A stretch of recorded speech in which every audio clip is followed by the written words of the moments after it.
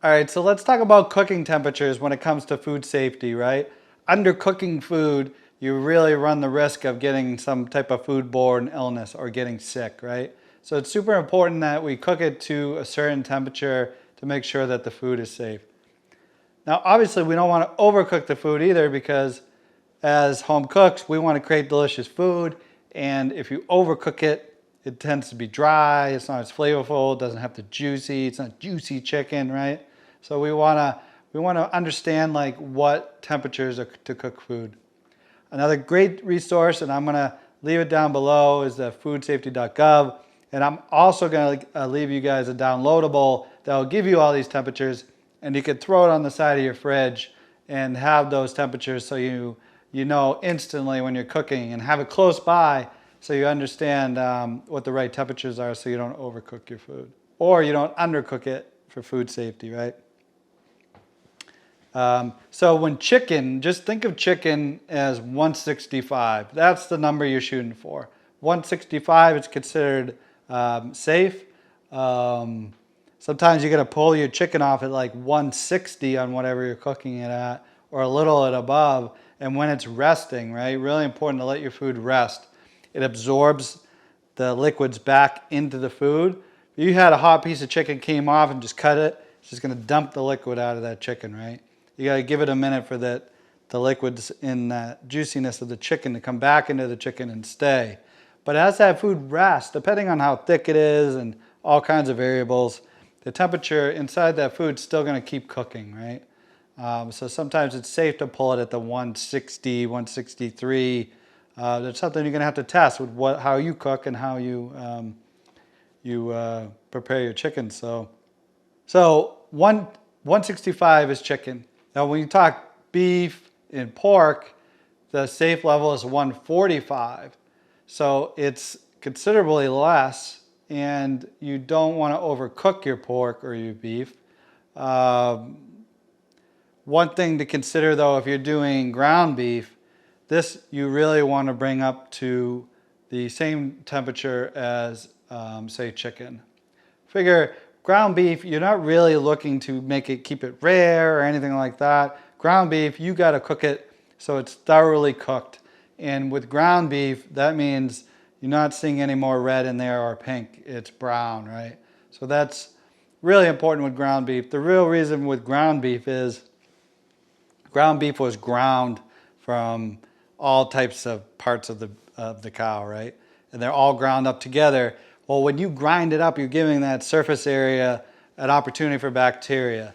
So ground beef is nothing like a steak. You could cook a steak to 145, but you cannot cook ground beef to 145.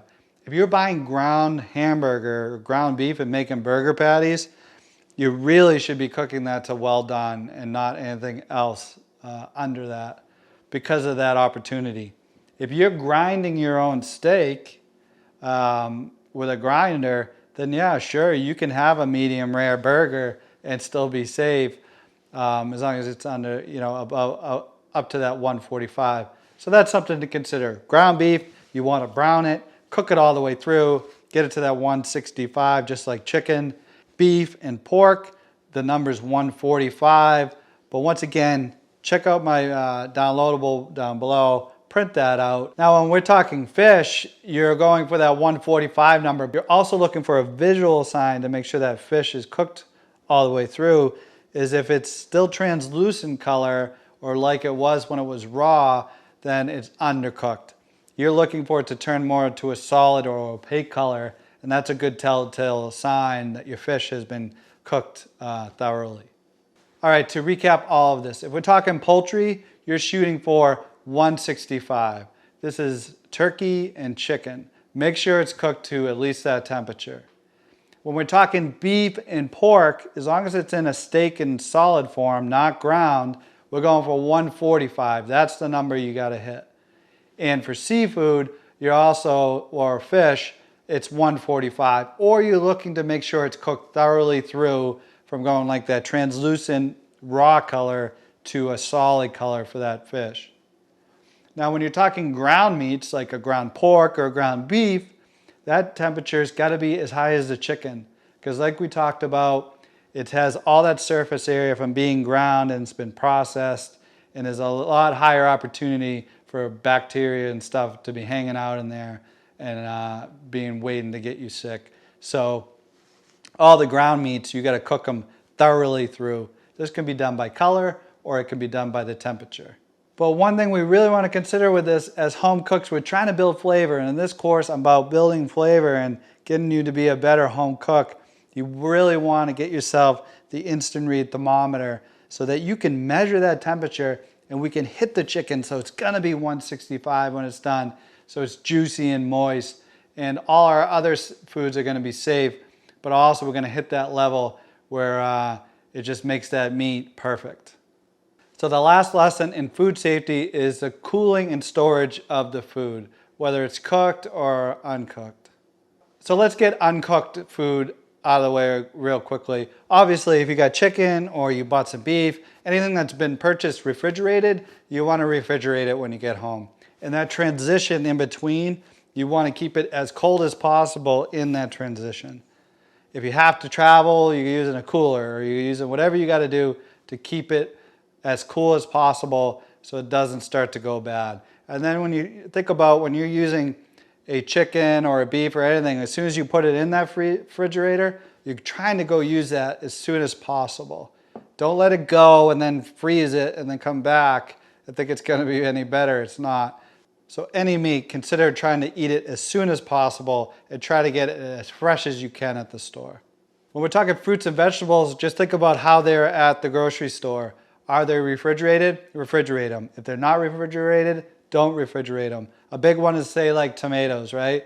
People throw the tomatoes in the refrigerator, but they don't need to be refrigerated and they should be just left on your counter. So think about that when you're shopping. How are they in that store? And then more than likely, that's the best way to keep them when you get home. Now let's talk about cooked foods. It's really important to not leave leftovers out for too long. So say you made dinner, they say like within 2 hours, you got to make sure that it gets refrigerated after. The way I like to look at it when I'm cooking food or I prepared a meal, if there's leftover from the meal and we're not going to eat it all, as soon as I can get it off the hot source, like the pan or the pot, we do that, and then it starts cooling quicker. It's going quicker, it's going a lot faster down to room temperature. The faster we can get it cool, the safer the food is going to be. So there's this danger zone where bacteria grows rapidly and it's like 40 degrees to 140. In that zone, we want to get it as quickly as cooled as possible. So after you cook a meal, get whatever leftovers you're going to have, put it on another, maybe a plate instead of the hot pan where it's just staying warm for a long period of time, and focus on getting it refrigerated as soon as possible. Say you cooked a beef stew, you can't take that hot beef stew and go put it in the refrigerator to cool it. Because one, it ain't going to cool quick enough that way because it's going to be in that liquid and it's not going to cool off. But also you got to cool off everything in your refrigerator that's trying to stay at that below 40 degrees or whatever your refrigerator runs at. So it's super important to cool as quickly as possible, but don't put hot foods into the refrigerator. They got to be cooled off first outside of the refrigerator, brought to like room temperature, then stored away in the refrigerator. And then storing foods to keep them as fresh as possible or in the best condition before you eat them again, cooked foods. Try to focus on containers that you can have airtight. These Pyrex dishes are great. They withstand heat. I think some of them can be microwaved. The lid is airtight. You can seal it in. Shoot for ingredients that try to fill the surface area of it. So you're trapping less air, and store things that way if possible. But now you say, Bob, okay, I had some frozen chicken and I want to cook it tonight. How do I thaw that chicken? This could be tricky. So I highly recommend if you're thawing out any meat, you're not doing it on your counter, okay? You can't just put it out on the counter and wait for it to defrost because some of that meat is going to get really warm while some of it stays cold. So if you're going to defrost like chicken or anything or a meat per se, the best way to do this is in your refrigerator. So depending on your fridge or the size or thickness of the meat, you'll start to know this as you cook a lot. Like you might be able to take chicken breast out of the freezer and put it in the refrigerator that night, and then next night for dinner it's thawed. This is something you're going to have to test. But thawing your food in the refrigerator is the safest way because it stays cold.